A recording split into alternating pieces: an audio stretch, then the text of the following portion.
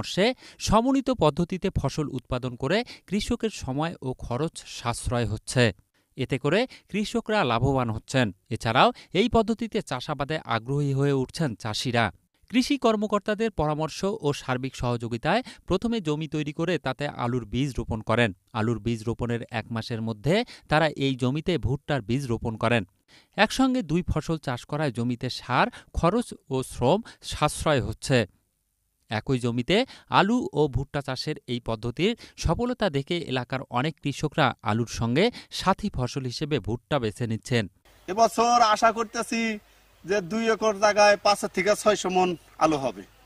প্রতি বছরই আমি এই আবাদ করুম। বাজার ভালো আছে, আলুর বাজার এবার অনেক ভালো। সরকার কেয়ারফুলি এই কৃষকের প্রতি এই আলু ভুট্টা দেখে আমরা বুনছি, ভালো হয় তাহলে আবার আগামীতে বুনব। আলু আর ভুট্টা বুনছি, আল্লাহর রহমতে খুব ভালো হয়েছে।